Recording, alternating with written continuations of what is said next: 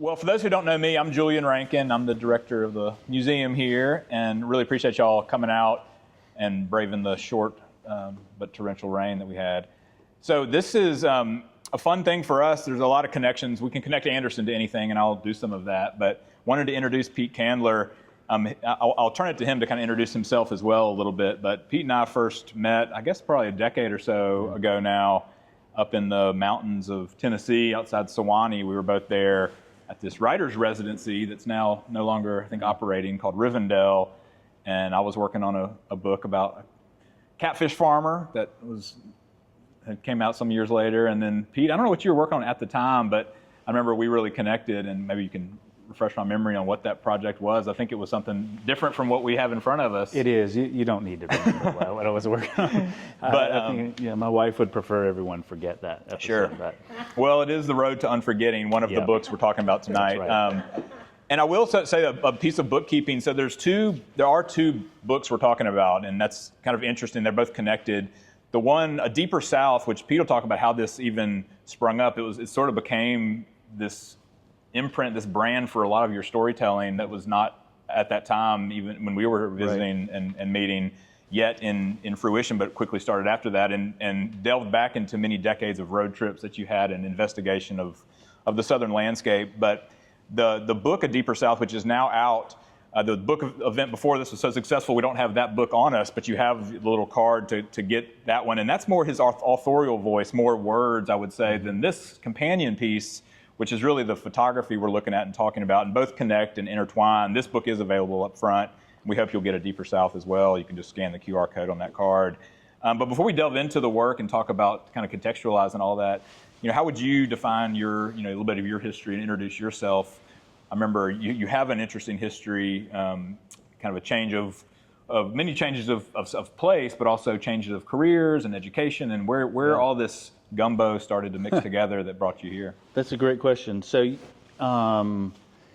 when we met, nearly 10 years ago now, I guess, I had recently left an academic position at a University of Texas where I'd spent 10 years.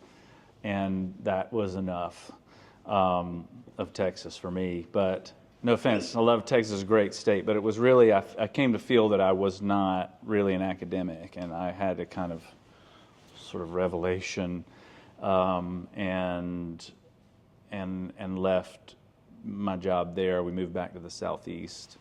And at the time we first met, I was working on a novel project, because I imagined when I left academia, well, I'm just going to go write a novel.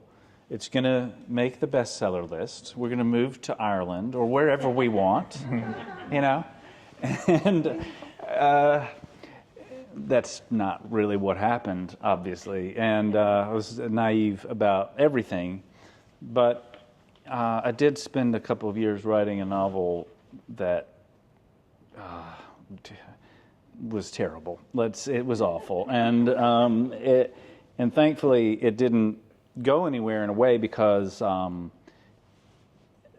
what became A Deeper South, the project, kind of fell into my lap right around the time the novel was sort of seeing its unseemly demise. And I have a background in theology. I had done graduate work in theology. I taught in a kind of great books program in Texas, and had a real interest in history, but the Deeper South project goes back to 1997. It wasn't called that then, and that's when this book begins, and the other one as well. They kind of dovetail with one another. And a friend of mine from high school and college, so we both went to Wake Forest University undergrad, and had both grown up in Atlanta, Georgia, kind of Buckhead, private school, that whole milieu. And in college, we both took a lot of the same courses. And one of them was on Flannery O'Connor. It was actually on Flannery O'Connor and Karl Barth, who's I don't know if any theology nerds in here, but Karl Barth was a really sort of massive figure in theology in the 20th century, and particularly Protestant theology. He was Swiss. And so like the juxtaposition of these two figures was really fascinating. Anyway, reading O'Connor was a total revelation to me. I mean, I was just in Minnesota a few days ago, and I was talking about Flannery O'Connor, and I was like, how many of you have read O'Connor? And there's like half a person said. Is it appeals to the South? Well, I think, she is a very Southern writer. Anybody familiar with her? Okay, most of you. Okay, good. I'm in a home field advantage here. So don't have to explain too much about O'Connor, but I think it's because she's so regional. But on the other hand, like, O'Connor is, I came to learn that she's a staple of MFA programs around the country. I mean, you used to do an MFA in creative writing, and you're going to read O'Connor's short stories. She was a master of the craft. But she was also a master in totally screwing up my world, because I had come out of a sort of evangelical phase from my high school and then early college. And I was reading theology then, but I was reading different kind of theology, Protestant kind of Calvinist theology. And then I read O'Connor, and it was just like, it was like I don't know. It was like being hit by a train in some ways. Well, one of the stories I remember from college, where the Bible salesman, comes and I don't. You probably know that well and better than I, but it does subvert really what Southern writing was at the time. But certainly it's not at all the picture of the Bible or the Bible salesman or and what's the title Good of that Country short People story? Is that one? And I think the kind of what is the salt of the earth and what is what are the ingredients of the Bible Belt, and I think that's part of the modern excavation and inquiry about the South generally. Which is what you kind of set out to find, I would expect, is where you're getting to that. But I just remember reading that story, and again, my failed fiction track in college, I did a similar thing where I thought I was going to be the great next novelist, and came up around people who were fiction writers, and I still to this day I never have been able to crack that part of the inventiveness of story out of thin air, if you will. But I think what I found was that the art of fact was so powerful, and other people's stories, the raw material that's around us, looking and having that reflect, and the meaning making of that. That was such another new for me, but another kind of playing field to come to find. And from there, I think the connections between past and present and different places we go and how they echo against one another. And I think that's what you're probably have found too in this project. Yeah, I mean, that's interesting. I hear you say that about like fact, and like I came to think of this and like photography and sort of nonfiction writing, and just the whole project in general as it's kind of an exploration of just the density of lived reality. I mean, fiction, if you can write it, which I can't, but is a great way to do that. But also, just because of the nature of reality is sort of, I said there's something like an infinite density to it. So it's constantly revealing more than you could ever possibly sort of understand or take in. But so the how this all came about with respect to O'Connor was like we wanted to just see if this world that she was describing was real. Like, is this because you're growing up in in Buckhead? I don't know if you're familiar with Buckhead, but it's like it's not O'Connor's world. And in fact, when O'Connor does talk about Atlanta, it's never in a positive way. So it was a really an exposure to a world I didn't have any experience with. And so, we set off in 1997 to try and see if there was anything to that. And also, I should add that Atlanta in 1997 was coming off the Olympics, and there was this sense that it was becoming, Atlanta, it was becoming, I can say more about this, but Atlanta was becoming kind of like every other place. It was just becoming like a generic metropolis. And part of that is in Atlanta's DNA. It's always been kind of the city too busy to hate and too busy to care about anything else. And so it's forward-looking and, issue demolition permits like handing out candy. But, and so it was also to see if the kind of placiness of the South, like as in O'Connor and so many of these other writers that we had read, was a real thing, because Atlanta was definitely losing it.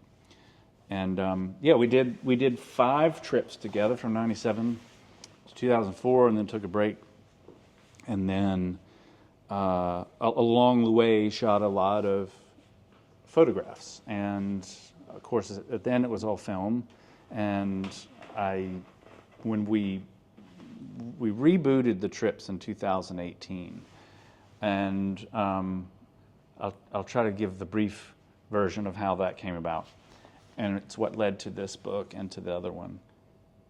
I had lunch with a friend of mine in Asheville, who I'm sure you know too. He was at Chapel Hill for a while as a historian at the Center for the Study of the American South there, and is one of those people who, when he says you need to read a book, you immediately go get that book and start reading it. He goes, I've been reading this book called At the Altar of Lynching, The Burning of Sam Hose. And I'm like, that sounds heavy. I've never heard the name Sam Hose, but that sounds intense. And he goes, yeah, your family comes up in it a lot.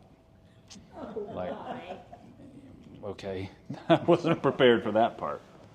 And so I kind of set it aside for a while, and then that a few months later, in April of 2018, I was in Montgomery for the Christian Century, it was a magazine, to write a piece about the opening of the lynching memorial that had just opened there a few weeks before that. And being sort of, challenged when it comes to executive function, I didn't look to see when the memorial was open, and I got there on the one day of the week, Tuesday, when it was closed. Which, to be fair, Tuesday's a strange day to close. But anyway, it was closed. So I went to the bookstore, and I found this book called "At the Hands of Persons Unknown," and it's essentially by Philip Dray. It's basically a sort of now standard account of the lynching of African Americans in the United States from 1880 to 1940 something. And I open it up, and the very first page is Sam Hose, the Sam Hose story, which is a lynching that happened in 1899 in Noonan, Georgia, which is about 35 miles south of Atlanta. Page 2, Governor Allen Daniel Candler, pro-lynching governor of Georgia in 1899, etc. And then the comments of Governor Candler that, effectively blamed the lynching of Sam Hose on the black community in Noonan, and he expressed outrage at the event, but it wasn't at what thousands of white spectators did and participated in. It was at the crime that Sam Hose is alleged to have committed, which was all based on highly spurious, hearsay. So anyway, this came as a bit of a shock. I knew the name Alan Candler, but I certainly never heard this story. So what unfolded in the second part of these trips that went into this, and really more in the other book, A Deeper South, is a kind of journey through, sort of twofold, a journey through the landscape of memory across the South and what is and is not marked sort of in terms of public memory. And then a similar parallel journey through, I guess you could say, the landscape of my family memory, in which a great deal of that was unmarked as well. And the Alan Daniel Candler Sam Hose episode was a major one. Wow. So that was kind of the catalyst. And if there is a section of like intro or anything that you at any point you want to read, by all means, like dive into it. And I wonder when you talk about, these trips and sort of the disappearing history or the buried history, things you were discovering, and then even breaking from those trips and coming back and photography we're seeing, what markers did you see, both institutional markers, but also just markers, perhaps disappearing ones, that opened up doors to this history that was past, and what was that like? Because I think that's as you talk about history being, whether that's developed or changed, whether it's from humans, or we talk about hurricanes down here, of course, things are always ephemeral. So what markers did you find?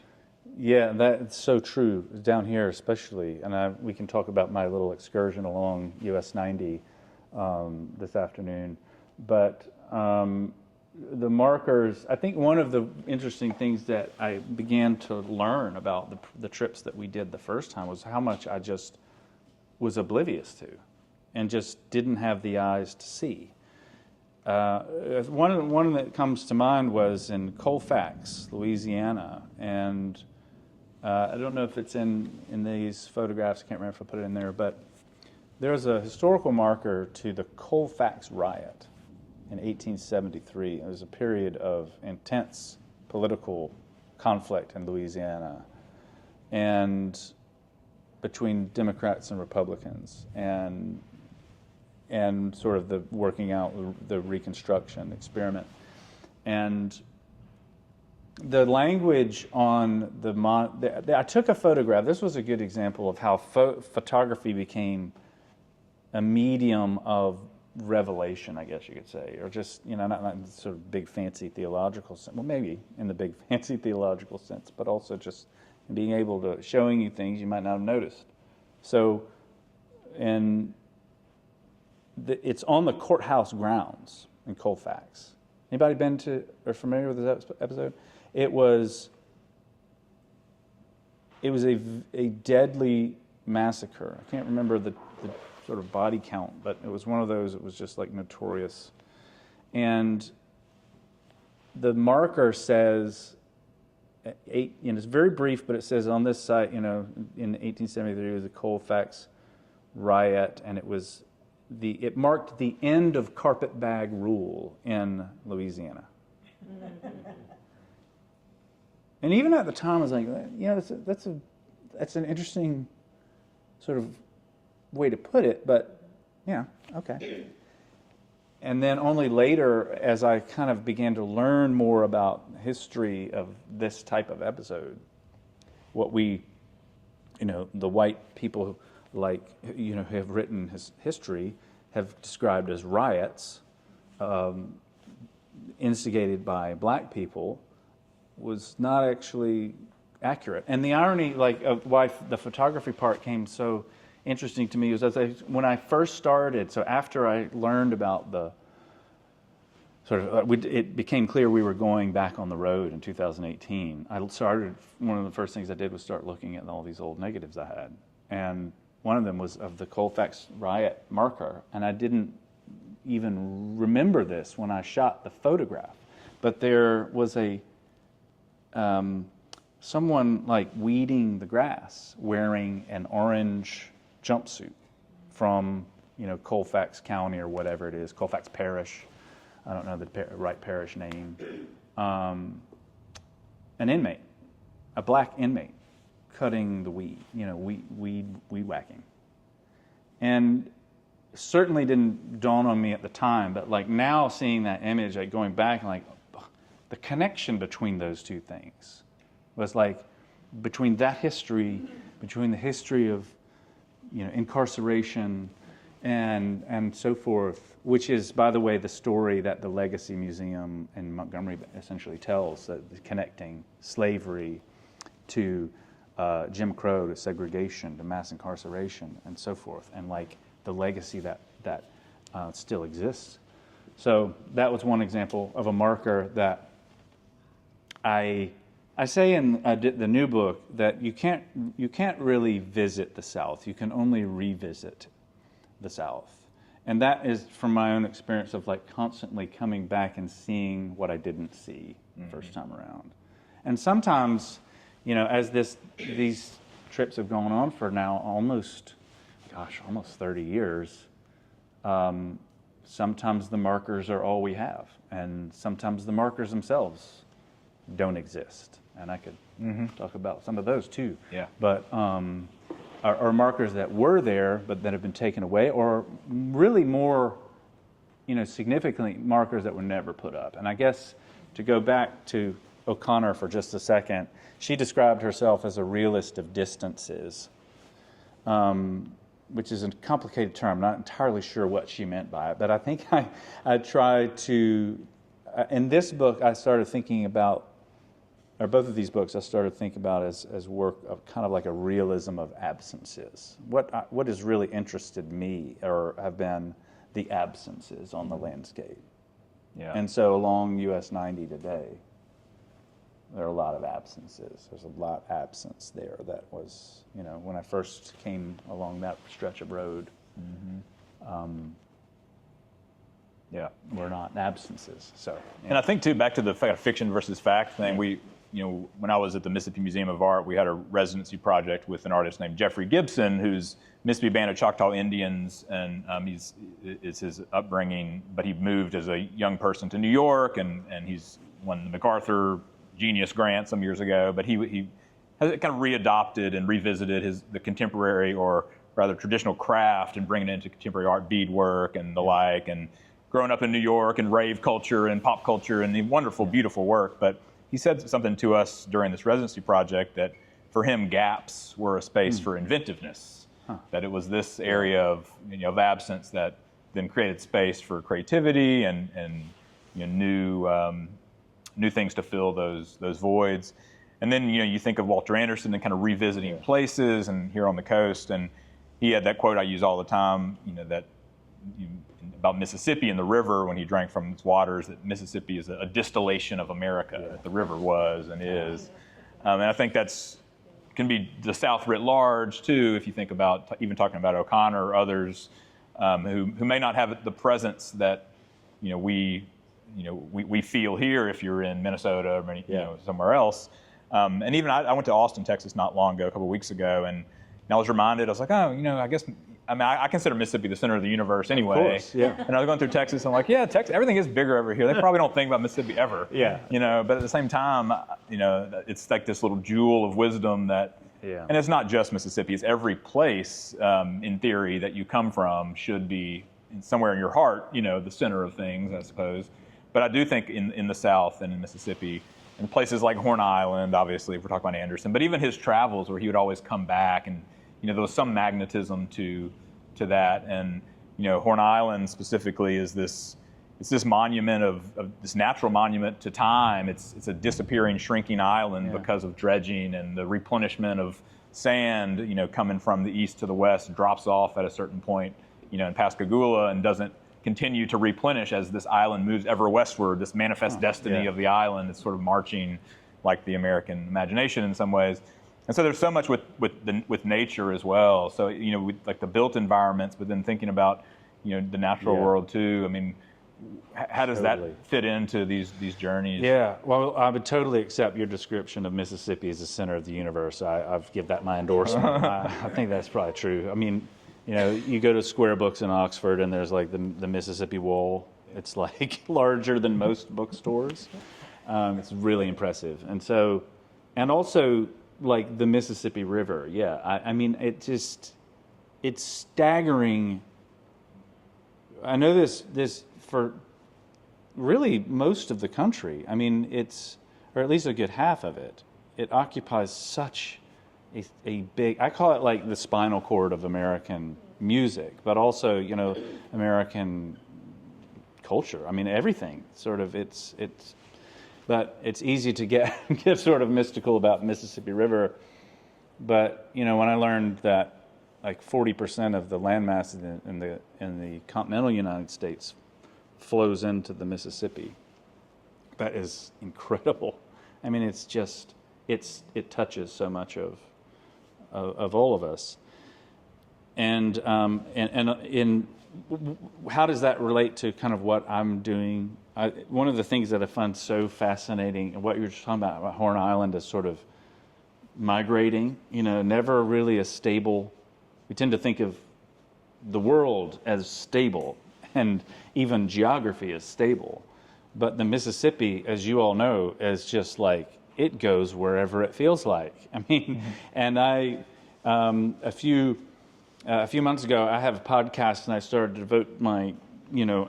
devote the season of the podcast called The Detourist to the Mississippi Delta. And I was just going to basically do a road trip through the Mississippi Delta using the WPA guides, which have been my sort of go-to guides.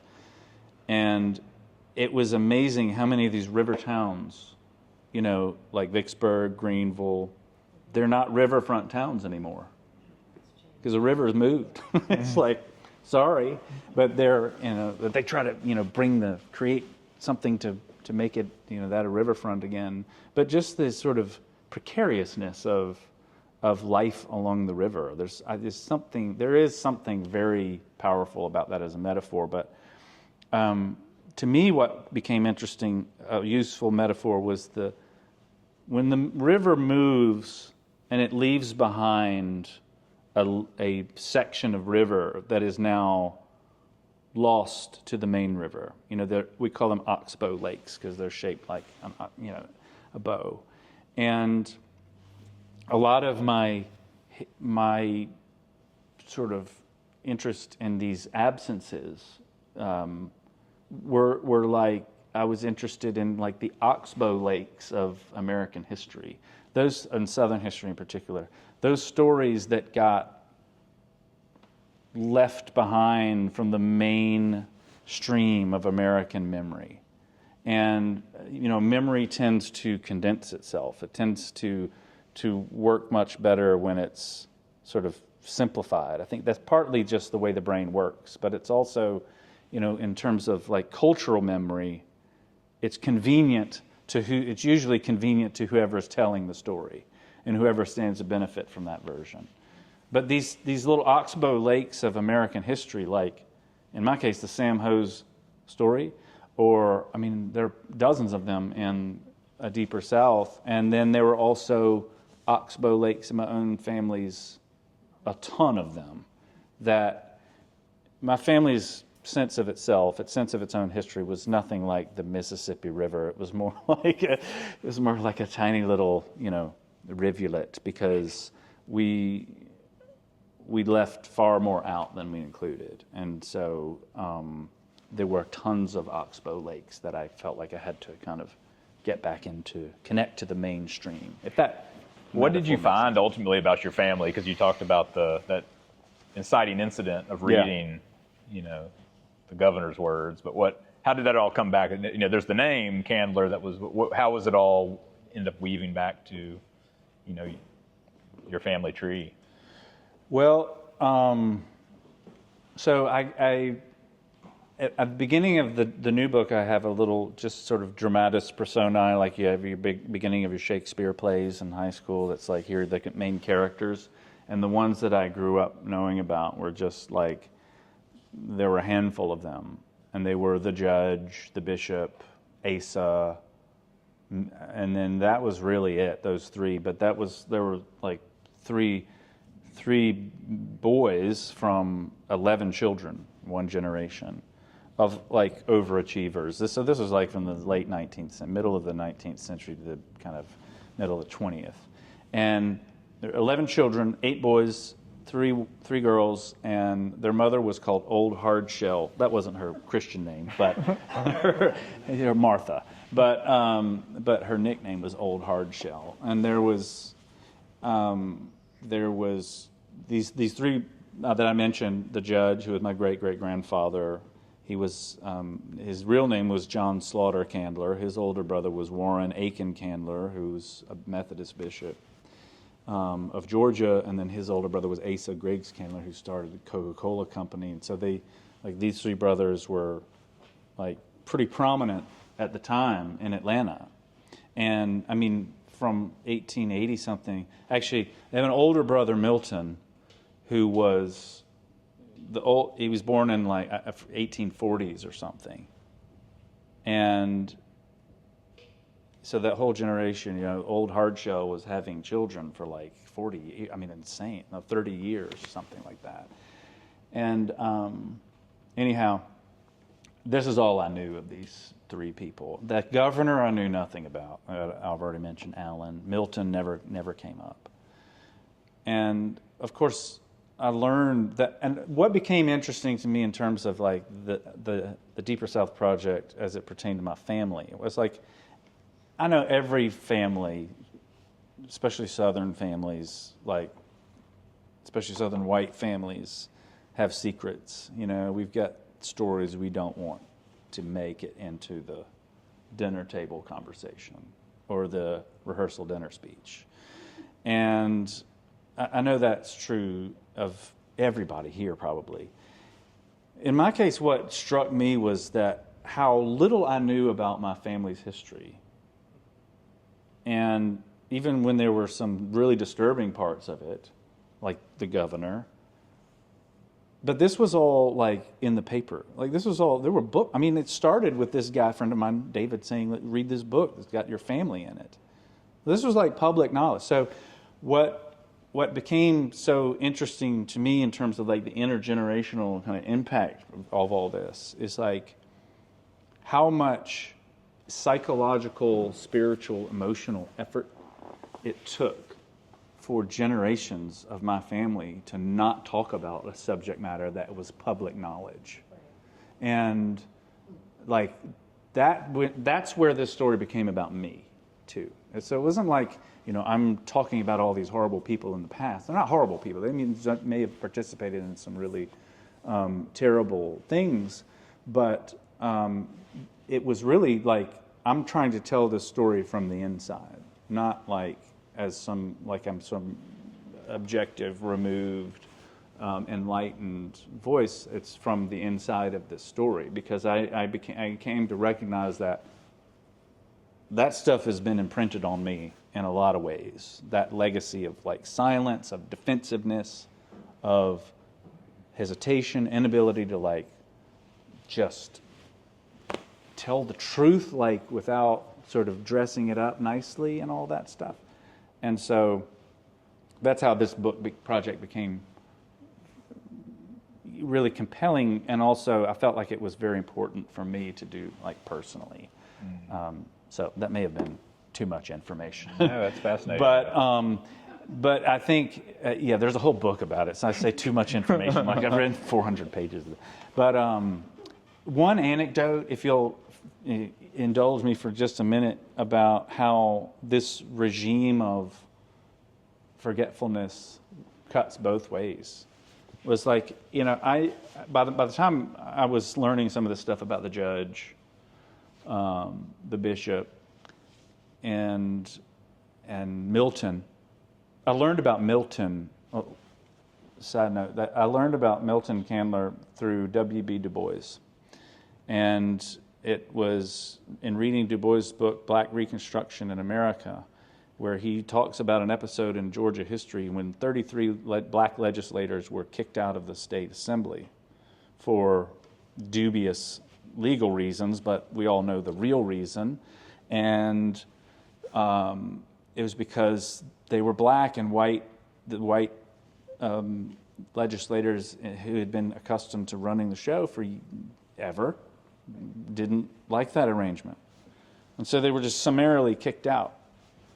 And I learned from that book, from W.B. Du Bois, that whole legal strategy began in the Senate. It failed the Senate, went to succeed in the House, but it began in the Senate with Milton Candler. It was his idea. And I never heard this. I'm learning about my own family history from Du Bois. And part of me was like, this is embarrassing that I have to read, this stuff in a book.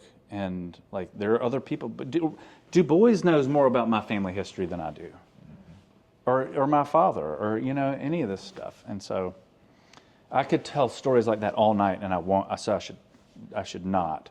But I'll give you one more, and it was the one I was going to tell you to begin with. But it was the judge this is how it goes both ways. By the way, Milton was, I'm 100% sure, a member of the Klan. But the younger members of that generation, like the judge who was born in 1861, my great-great-grandfather, well, I'm reading newspaper articles, and I'm come across this little item where it's like, it was a terrible day, you know, this awful tragedies happened in Decatur, Georgia. Promising young lawyer John Slaughter Candler has had this accident on the rail platform in Decatur as he was coming back from a meeting, and he's on his way back home. He fell off a train platform or something, and the train ran over his legs and it cut his legs off, and he's basically a goner. And it was like writing this guy off for dead. And it was like, I was reading this, and you know, there's a little notice in like the Chicago Tribune, the New York Times, like the San Francisco Examiner. And I'm like, what? You know, this guy's like 21 years old. Well, I'll come back to that in just a second, but he didn't die.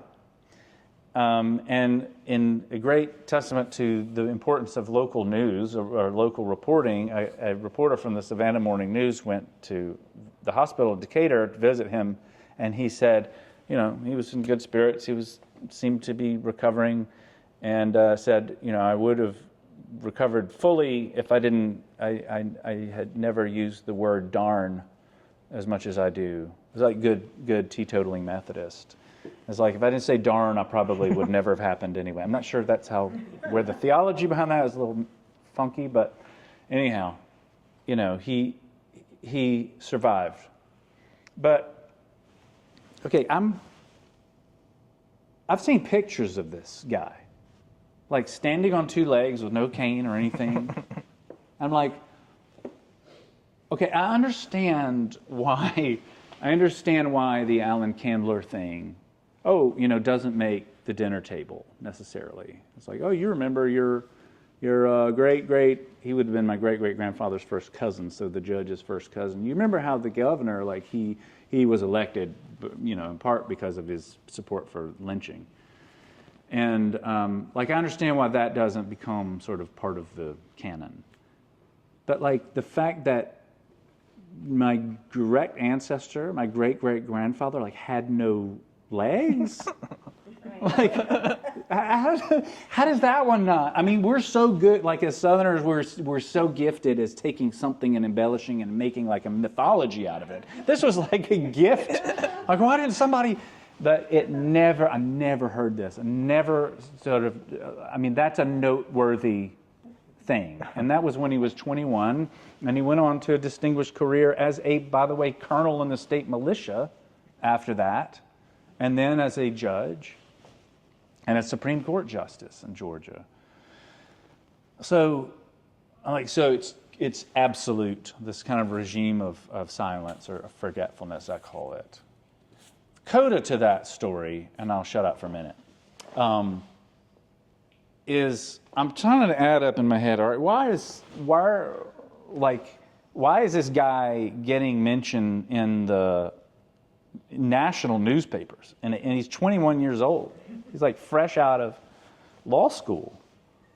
And it says 1883. This is like maybe April. And as it turns out, does the name Alexander H. Stephens mean anything to y'all? So Stephens was from Crawfordville, Georgia, and he was the vice president of the Confederate States of America.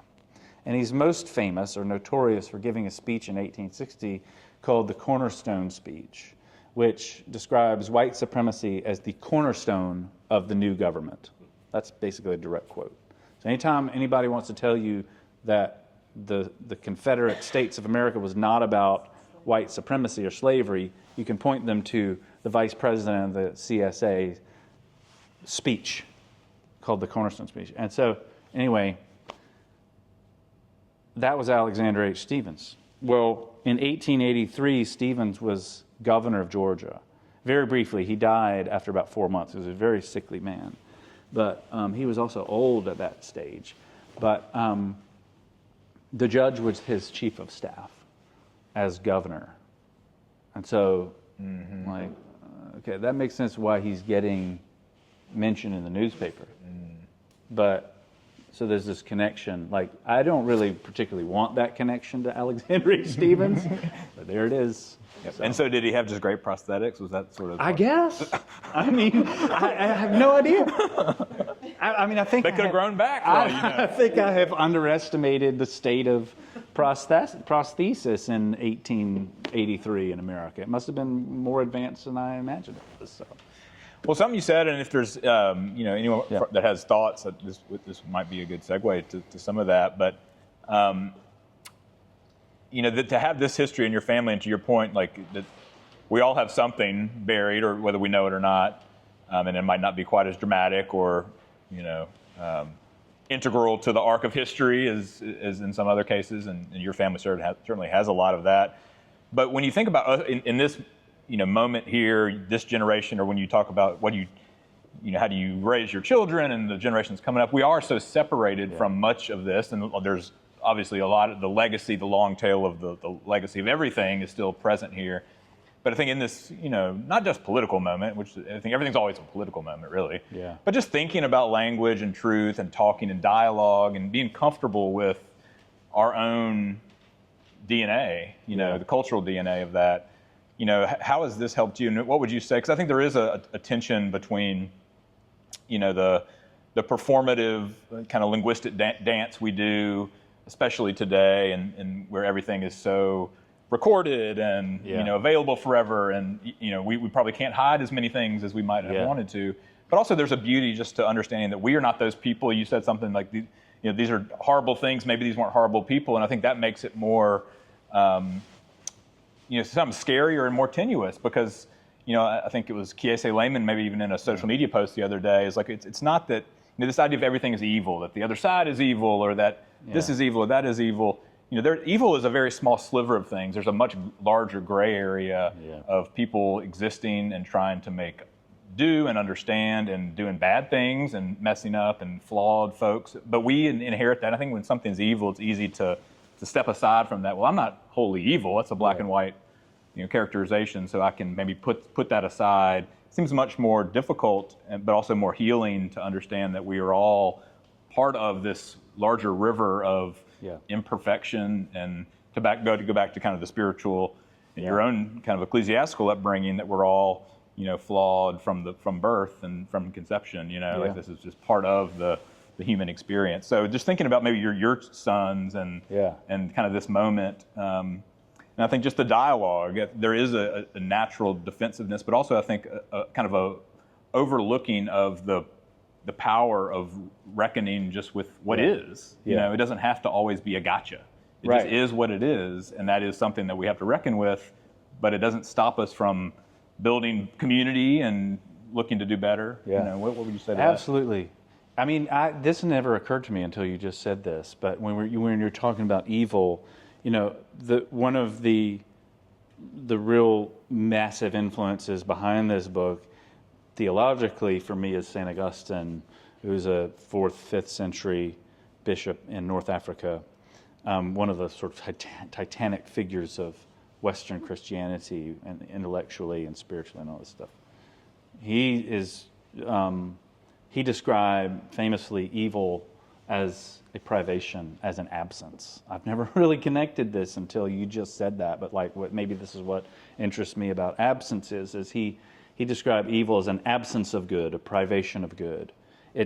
So I've heard it described as like it's a hole in a sock. It's a hole where sock should be. It's a hole in the good. It's where there should be good, there's an absence. And so he's arguing this to say that evil is not a substance. It's not a thing. They're not evil people. They're not even good. They're good people substantively. But evil is an absence or privation or a failure to achieve or to do the good. It's to choose a lesser good. I mean, it gets all theologically really nuanced. But so, yeah. I have a question about, like you said, you go on the road and where some of these things were being lost. Did you interview oldest person you could find? How did you No, find it? I never talked to anyone. No, I mean, I think, yeah, let me come back to that. That's a great question because, but I think how that developed, like, I'm not a journalist. Don't really know how to interview people. I barely know how to talk to people, like, strangers. And so it developed really with an attention to there are almost no human beings. There are no people, very few people in the photographs. There are instances in the book when I have encounters with actual people. And that's actually when it became very interesting, when I sort of began to unlearn my sort of hesitation about that. But come back to that because I wanted to say this about the children thing. It was, I grew up with, as you probably can gather, I grew up with a lot of baggage around like the Candler family name and Atlanta and all this stuff. And it's like, and I've learned since launching A Deeper South a couple months ago in Atlanta how deep that stuff goes. Like not just for my own family, but it's like protect the legacy. And, but my kids, I've got 4 boys. We have 4 boys. I barely know their names. So, no, so we have 4 boys. And one day my third child, he was like maybe 8 or so at this stage, he comes up and he's like starts asking questions about Asa or the judge or the bishop. And he's like curious about these people. And he's just like curious about them as people, not because he's like, oh, I carry the weight of like the Candler, like this boat that's about to fall on me. I mean, it's apt metaphor, but it's like, that there's this thing hanging over. He doesn't have that. For one, none of my kids have grown up in Atlanta, so they've grown up kind of free of that sort of whatever metaphysical gunk. And thankfully, and when he started asking questions just as like, I'm just curious, like, what's the deal with this? What's the story? It kind of freed me up to be like, not have to carry all of that other crap, not have to carry. I don't have to. Like, and oddly, the one person I come back to at the end of this book and find something unexpected in common with is Alan Candler, the governor, who the story began with. And so there are actually kind of points where we actually, of all the family members, like our career paths had an interesting, at least one thing that was sort of parallel, which was really curious, even though like very different in many other ways. So it was that, and then that just sort of, I felt like it lifted the kind of burden of having to just, the legacy or whatever, just like be interested in kind of as people. Yeah. And let me read just one little thing from the book about that last comment about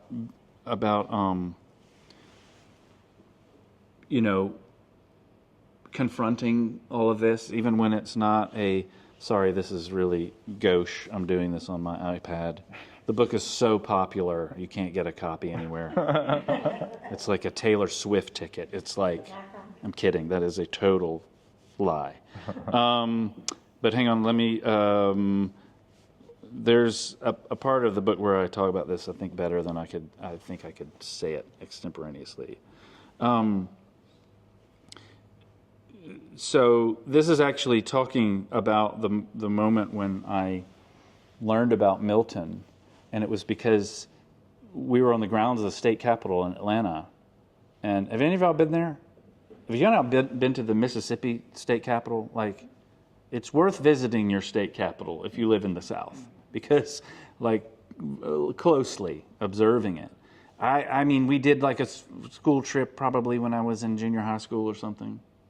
But I learned, like, on this trip in 2018, that kind of the one that we rebooted, that was our last day. Last day, we ended the trip on the grounds of the state capitol.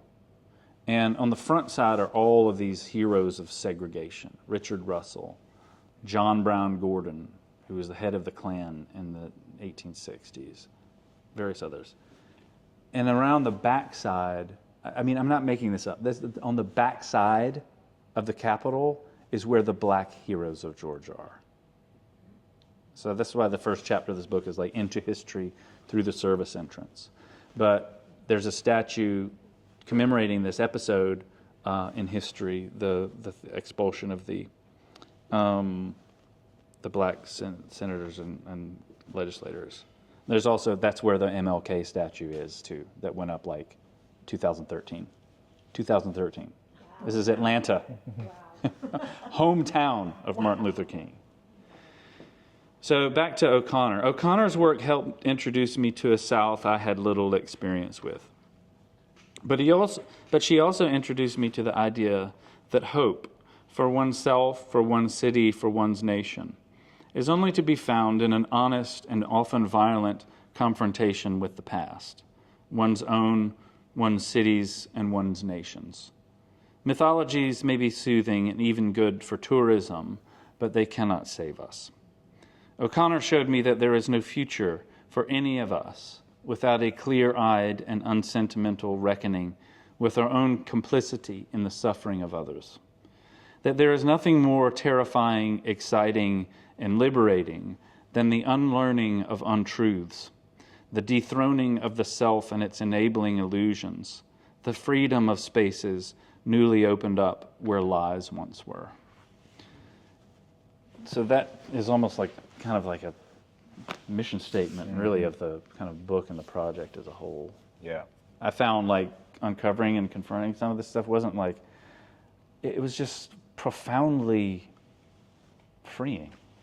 Yeah, to not have to carry. I was talking to somebody yesterday, it was Jared, who Partridge, the artist. Yeah, who curated this live oak exhibit, which is like perfect because I practically worship live oaks. But I met him just not a couple hours ago, and he's like, he was sharing a little bit of his own family history with me, and like just the idea, like the carrying secrets, whether it's as a person, as a city, as a state, as a nation, is exhausting. So at one level, it's just like, it's really a relief to not have to pretend and to just confront the honest truth of who we are. Mm-hmm. And again, this is kind of St. Augustine. I get this from St. Augustine. It's an essential act in what he calls salus, or well-being, salvation. Yeah. Are there questions or thoughts? Yep. Hey. You said that there were very few people in your photographs. Actually, I actually have to disagree. I think your photographs, at least the ones we're seeing here, are saturated with people. They just don't happen to be friends. And Yeah. there's something really important about that, because you're treating them in a way that I see, like Maud Skyler Clay does. These images, these buildings that hint at people, right, where they're intimated, they're suggested, and so forth. You're affording them dignity, you're affording them respect, you're affording them detail, which is really interesting, high contrasts, that sort of thing. And I'm curious, in your work behind the lens, do you bring the awareness of the art of portraiture and photography to the act of shooting a landscape or structure? No. Only because I know nothing about the art of portraiture, and I know really very little about photography. Is just except just through having done it for most of my life, I guess now. That's a really interesting question. I might have to think about that one a little bit, and I'm really grateful for your observation, because it's something I'd never really thought about myself. Like human beings being present by their absence or through their artifacts, which definitely resonates with me, I think, for sure. And especially where they're, the lived or built environment is a reflection of, of desire, I guess, of what we desire to be, who we desire to be as a people and as individuals. and the way we treat those structures. As you know, as a native of Atlanta, I feel like this may be getting off your question in a minute, but like, if you can talk about a city's soul, I think you can, but the urge to demolish old structures, to me, feels like a defect in the soul of a place. Like it feels like a moral failure. And it feels to me like something very important is missing. And so in kind of, you know, I do have a lot of, that's actually right down here. That was in Biloxi almost 30 years ago. But these are, I guess you could say they're the handiwork, you know, of human beings. Is that getting anywhere near your question? I wish I knew more about taking portraits. I've done it one time when a photographer friend of mine asked me to take her portrait, and I had no idea what I was doing, but it was great fun. I mean, I loved doing it.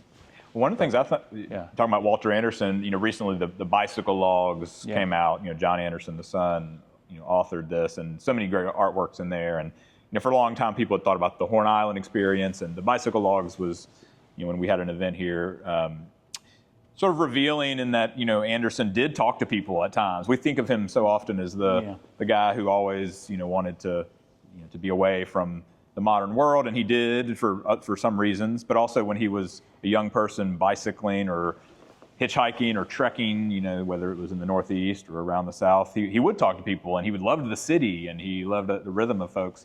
But I do remember, you know, when John, the son, John Anderson, talks about the island and this project that he was on, which was to venture away from the dominant mode on shore, you know, myopic modernity, and to get out to this more, you know, this pure and perhaps, you know, less convoluted, kind of mystical and you know, spiritual place.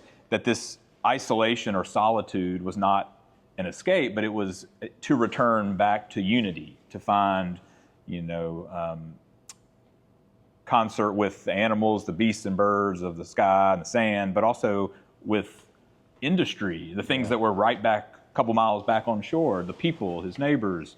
You know, he felt in some ways, I think to your point about, you know, this flaw perhaps morally in destruction of historic things, I think he felt that this adherence to such a prescribed path that the modern world had set us on was, you know, betraying our natural selves. And so I think that was perhaps overwhelming to be confined to that. So he wanted to leave, not just to escape it, but to try to create something that drew people that were back on the home turf to something closer to what they used to be, to what they could become again, that kind of thing. And so I think, you know, in the photographs or in artworks, like the ones that surround us, the people are always present even when they're not, because the people made the things, the people are the ones looking at them and thinking about them. And I think for Anderson, though, that's an inversion that we don't always consider, is that the gaps or the absence of people to this idea of the presence and absence question. You know, the island was not just, he didn't want to leave people behind, he wanted to bring them along with him. Yeah, well, that's beautiful.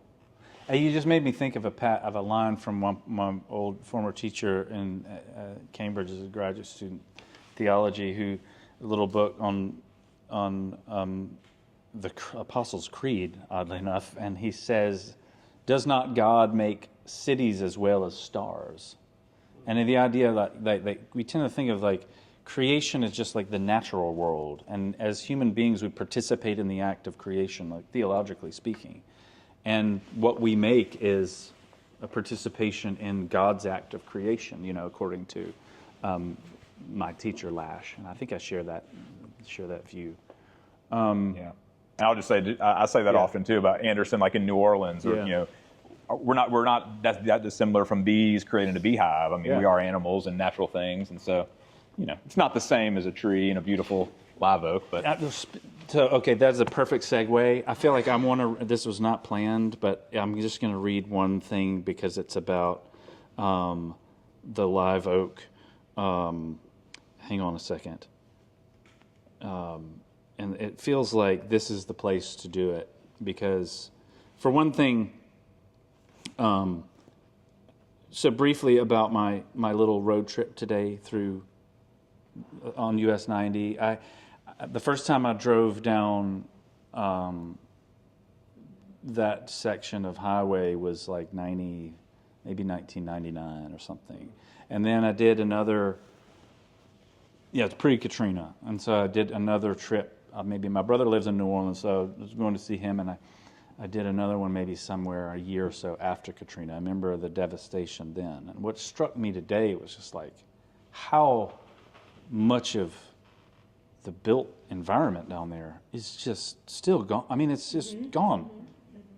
You forget this. Like, I've heard, I know you probably, New Orleans gets so much more attention for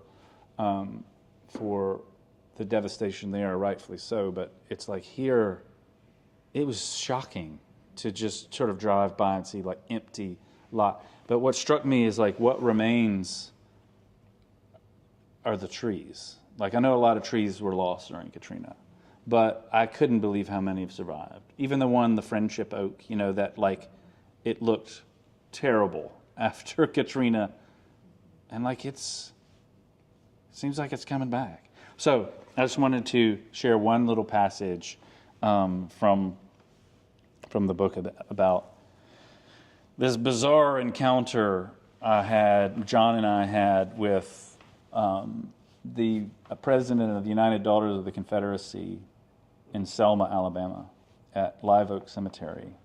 And that's its own story. And man, I was telling Julian about I could write another chapter about that based on what I encountered today, but we'll see how much time we have. But let me read this to you because it's my sort of tribute to the Live Oak. Turning left after crossing the Edmund Pettus Bridge, we make the Live Oak Cemetery our first stop in Selma. The site sits beyond a low wall on Alabama State Road 22 that takes you on to Beloit, I don't know if I'm pronouncing that right, Orville, Safford. Live Oak is that familiar, haunting southern mise-en-scène overhung with gnarled, knotty, Spanish moss-draped live oak branches, older than the Republic itself, where the air seems darker and rife with either mystery or menace, or both. In other words, a book cover. Cliched, maybe, but it's also real, and like everything Southern, a cocktail of living myth and misremembered history.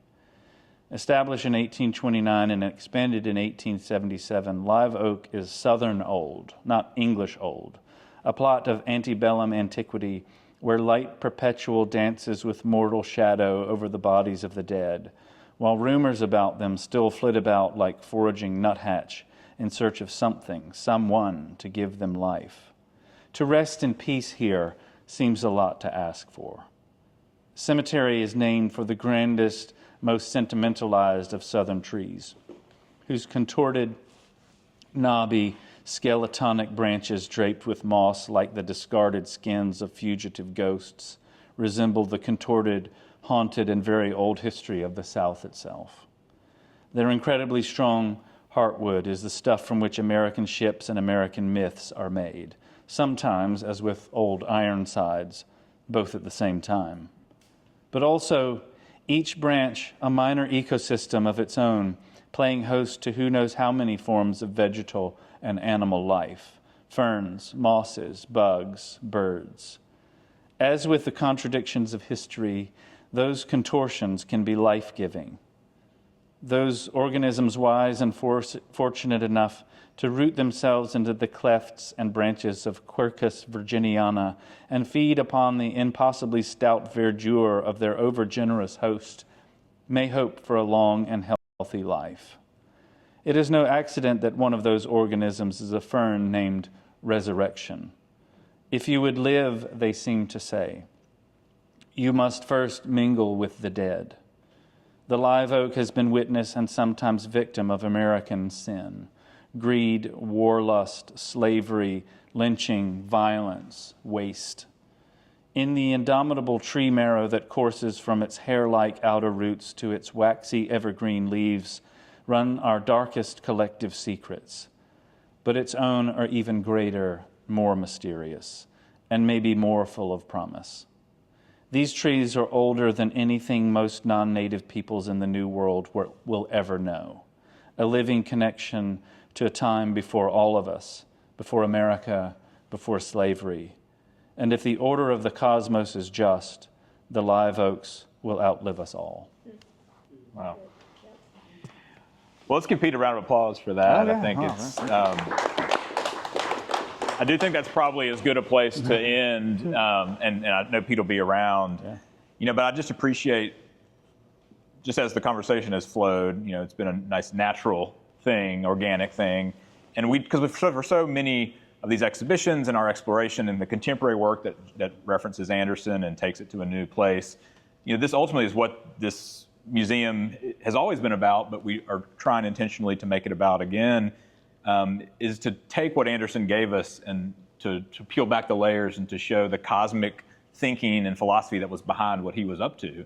And even the motifs that he uses is this very atavistic, ancient effort to, like Faulkner said, you know, to put this undying mark on the wall of oblivion, the cave paintings, which are juxtaposed by, you know, everything that he taught himself and learned in academic training, and to have you speak about your own ecclesiastical reference points and then bring it all the way back through family history to nature and the live oak. You know, I think it was a great microcosm, just like the micro ecosystem that we talked about and you just referenced in the trees, you know, to what this is about. It's about ancestry, especially the live oaks. And so I hope y'all look in this exhibition if you haven't and kind of meditate on what we've talked about. But thank y'all for being here. I do encourage you to pick up this and the other more elusive, mysterious book that you can order via the very modern QR code. Yeah. But let's give ourselves and Pete some time to speak amongst ourselves and enjoy the environment around us. And thank you, Pete, for being with us. Thank you all for being with us. Thank you. Appreciate Thank y'all you all spending time for coming. Thank you. Really appreciate it.